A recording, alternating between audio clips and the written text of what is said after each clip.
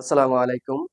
2025 সালের যে সকল সুপ্রিয় শিক্ষার্থীবৃন্দ আছো, তোমরা কেমন আছো? নিশ্চয়ই ভালো আছো। আমি আরাফাত একাডেমির পক্ষ থেকে তোমাদেরকে অভিনন্দন জানাচ্ছি।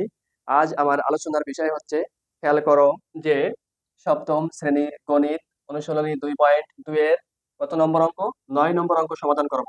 9 নম্বর অঙ্কে কি বলছে খেয়াল করো প্রিয় শিক্ষার্থীবৃন্দ, যে 5 টাকায় 8টি আমলকি কুড়াই করে। কতটি আমলকি কিনছে? যে 8টি আমলকি কিনছে কত টাকায়? 5 টাকায়। আবার 5 টাকায় কয়টি আমলকি বিক্রয় করছে? 5 টাকায় 6টি আমলকি বিক্রয় করলে শতকরা কত লাভ বা ক্ষতি হবে? তাহলে এখানে ক্রয় মূল্য দেওয়া রয়েছে, এখানে বিক্রয় মূল্য দেওয়া রয়েছে। তোমাকে এখান থেকে হয় লাভ অথবা ক্ষতি নির্ণয় করতে হবে। করার পরে যেটা পাবো সেটা, যে কত টাকায় লাভ হচ্ছে বা ক্ষতি হচ্ছে বা শতকরা কত ক্ষতি হচ্ছে সেটি নির্ণয় করতে হবে। তাহলে খেয়াল করো যে এখানে যেহেতু 8টি আমলকি ক্রয় করছে কত টাকায়? 5 টাকায়। তাহলে এখানে 8টি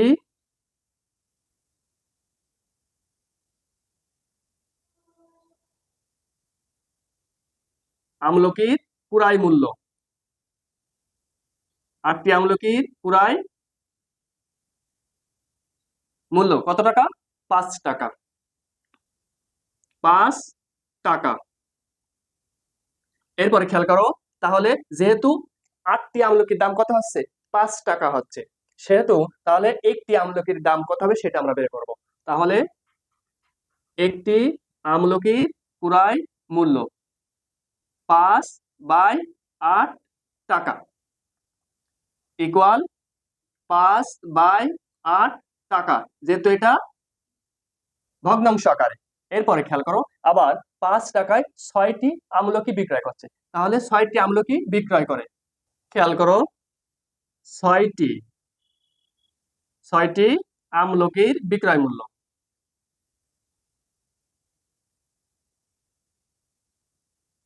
6টি আমলকির বিক্রয় মূল্য, বিক্রয় মূল্য কত টাকা? 5 টাকা। 5 টাকা।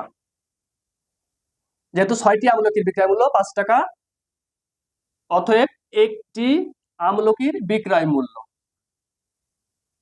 5/6 টাকা ইকুয়াল 5/6 টাকা। এরপরে খেয়াল করো প্রিয় শিক্ষার্থীবৃন্দ, যে এখানে লাভ হচ্ছে না ক্ষতি হচ্ছে, এটি তোমরা কিভাবে বুঝবা? খেয়াল করো, যখনই দেখবা অঙ্কের ভিতরে এখানেও লব 5, আবার এখানেও লব কি আছে? 5 আছে, আর এখানে হর 8 আছে, আর এখানে হর আছে কত? 6। তাহলে তোমাদের একটা জিনিস খেয়াল করতে হবে, যখন উভয় জায়গাতে লব সমান থাকবে সেই ক্ষেত্রে যেটির হর ছোট হবে সেটি হবে বড়। তাহলে এখানে খেয়াল করো, এখানে 5/8, তাহলে এটি হচ্ছে এখানে হর, আর এখানে হর কত? 6। আর যেহেতু লব হচ্ছে এখানে একই, তাহলে এইটি হচ্ছে এখানে বড়, এটি হচ্ছে এখানে কি? যে বড়। এইবার খেয়াল করো, তাহলে কি হচ্ছে? যেহেতু ক্রয় মূল্য থেকে বিক্রয় মূল্য কি হচ্ছে? বেশি হচ্ছে। আমি তোমাদেরকে আবারও বলছি, যখনই কোনো অঙ্কের লব, দুটি ভগ্নাংশের লব একই থাকবে এবং হর ভিন্ন থাকবে, তখন ওই অঙ্কের ভিতরে কোনটি বড় হবে সেটি খেয়াল করবা, যেটির হর ছোট হবে সেটি বড় হবে। এই জিনিসটা তোমরা খেয়াল করবা। তাহলে আসো, এখানে হচ্ছে এখানে লাভ হয়েছে, যেহেতু এখানে কি হয়েছে? ক্রয় মূল্য থেকে বিক্রয় মূল্য বেশি, সেহেতু কি হয়েছে? লাভ হয়েছে। তাহলে লাভ ইকুয়াল কি? বিক্রয় মূল্য, বিক্রয়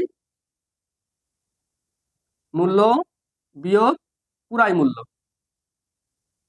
ক্রয় মূল্য। তাহলে বিক্রয় মূল্য কি ছিল? 5/6। 5/6 বিয়োগ 5/8, এবং এই 6 আর এই 8-এর কি করব? লসাগু তৈরি করব। তাহলে খেয়াল করো, যে 6 আর 8-এর লসাগু, তাহলে 2 দিয়ে যাবে। 3 দুগুণে কত? 6, 4 দুগুণে 8, আর যায় না। তাহলে খেয়াল করো, 3 4 12, 12 দুগুণে কত? 24। তাহলে লসাগু কত হলো? 24। এবার খেয়াল করো প্রিয় শিক্ষার্থীবৃন্দ, যে এটি হর আর এটি হর, কথা এরকম আসবে যে হরে হরে কি হয়? ভাগ হয়, ভাগ হয়ে যে ফলটা পাবো সেটা এই লবের সাথে কি হবে? গুণ হবে। তাহলে খেয়াল করো এই হর বড়, তাহলে এই 6 দ্বারা এই 24কে কি করব, ভাগ করব। তাহলে 6 24 এর ভিতর কয়বার যায়, 4 বার যায়। 4 ছক কত, 24। তাহলে কত পেলাম, 4। এবার সেই 4 এই 5 এর সাথে গুণ হবে, তাহলে 4 5 কত হবে, 20। এটি খেয়াল করো, আমি দেখাই দিচ্ছি যে এখানে এই 24কে যদি আমরা 6 দ্বারা ভাগ দিই, 4 ছক কত হয়, 24। এটি প্রিয় শিক্ষার্থীবৃন্দ। তাহলে এই 4 দ্বারা আবার এই 5 এর সাথে গুণ হবে। এবার এই বিয়োগ এখানে বসালাম। এবার ঠিক আবারও একই ভাবে এই 24কে এই 8 দ্বারা ভাগ দিব, তাহলে 3 8 কত হয়, 24। 3 5 কত হয়, 15। 15 এত টাকা, টাকা। তাহলে খেয়াল করো 20 থেকে 15 বাদ দিলে কত হয়, 5। 5/24 টাকা। এরপরে খেয়াল করো, তাহলে কি হচ্ছে যে 5 5/24 টাকা লাভ হয় কত টাকার উপরে, যে 5 এর 8 টাকায় লাভ হয় 5/24 টাকা। এরপরে তাহলে খেয়াল করো, আমরা লিখবো যে 5 এর 8 টাকায় লাভ হয় কত, 5/24 টাকা।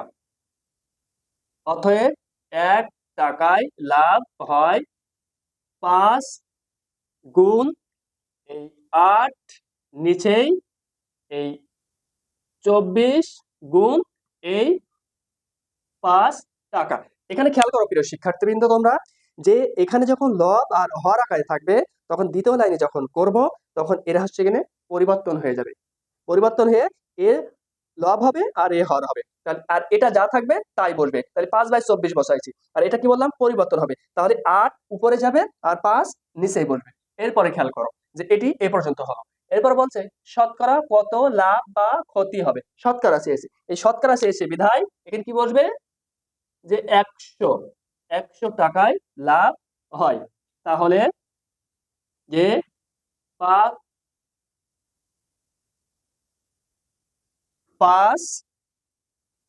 গুণ 8 বাই কত ছিল, 24 গুণ 5। আর যেহেতু এই 100 শতকরা, এই জন্য এখানে গুণ 100 বসবে, 100। এরপর কি করব, কাটাকাটি করব। এই 5 চলে গেল, 8 একে 8, 3 8 কত হয়, 24। এই 3 কিন্তু 100 ভিতরে যায় না, তাহলে কি হচ্ছে যে 100/3। এটা তোমরা উত্তর রাখতে পারো, অথবা আমরা এটি ভাগ করব। 100, 3 3কে 9, 10 থেকে 9 বাদ দিলে 1, আর এই 0, আবারও 3 3কে 9, 10 থেকে 9 বাদ দিলে 1, তাহলে 33 পূর্ণ 1/3%। এটি হচ্ছে এই অঙ্কের উত্তর প্রিয় শিক্ষার্থীবৃন্দ। তার শতকরা 33.1/3% লাভ হচ্ছে। তাহলে প্রথম কি করলাম, যে 8টি আমলকির ক্রয় মূল্য 5 টাকা। তাহলে 8টি আমলকির ক্রয় মূল্য যদি 5 টাকা হয়, তাহলে একটি আমলকির ক্রয় মূল্য কত, প্রতিটি আমলকি বের করে নিচ্ছি। তাহলে 5 বাই কত, 8 টাকা ইকুয়াল 5/8 টাকা, যেহেতু এটা কি ভগ্নাংশ আকারে আছে। এরপরে আসো, যে 5 টাকায় 6টি আমলকি বিক্রয় করছে। তাহলে 6টি আমলকির বিক্রয় মূল্য 5 টাকা, অতএব একটি আমলকির বিক্রয় মূল্য 5/6 টাকা। এটিও যেহেতু ভগ্নাংশ আকারে, এই জন্য 5/6 টাকা। তাহলে এখানে খেয়াল করো, আমি কিন্তু আগেই বলেছি যে কোনো অঙ্কে যদি লব সমান থাকে এবং হর ভিন্ন থাকে, তাহলে ওই জায়গায় দেখতে হবে কোনটি বড়। সেটি নির্ভর করবে যে যেটির হর ছোট সেটি বড় হবে। তাহলে এর হর কি আছে, ছোট আছে, তাহলে এই অঙ্কটি হচ্ছে, এই ভগ্নাংশটি বড়। এরপরে খেয়াল করো, তাহলে লাভ হচ্ছে যেহেতু ক্রয় মূল্য থেকে বিক্রয় মূল্য বেশি, তাহলে লাভ ইকুয়াল কি, বিক্রয় মূল্য মাইনাস ক্রয় মূল্য। তাহলে বিক্রয় মূল্য 5/6 বিয়োগ 5/8 টাকা। এরপরে খেয়াল করো, যে এই 6 আর 8 এর লসাগু করলাম, করে 24 পেলাম। এই 24 কে আবার এই 6 দ্বারা ভাগ করছি, তাহলে 4 ছক কত, 24। আবার এই 5 সেই 4 এর সাথে গুণ করছি, 4 5 কত, 20, বিয়োগ এই বিয়োগ বসলো। আবার এই 24 কে এই 8 দ্বারা ভাগ করছি, তাহলে 3 8 কত, 24, 3 5 কত, 15, 20 থেকে 15 বাদ দিলে কত, 5, আর এই 24 এখানে বসলো। তাহলে 5 এর 8 টাকায় লাভ হচ্ছে 5 এর 24 টাকা। তাহলে 5 এর 8 টাকায় লাভ হয় 5/24 টাকা, অতএব 1 টাকায় লাভ হয়। এই দেখতে পাচ্ছ এই 5/24 এখানে বসাইছি। আর এখানে যখন ভগ্নাংশ আকারে থাকে, তখন খেয়াল করবা যে হর উপরে যায়, লব নিচে আসে। তাহলে হর 8 উপরে গেছে, লব 5 নিচে এসেছে। এবার বলেছে কি শতকরা কত লাভ বা ক্ষতি হয়েছে।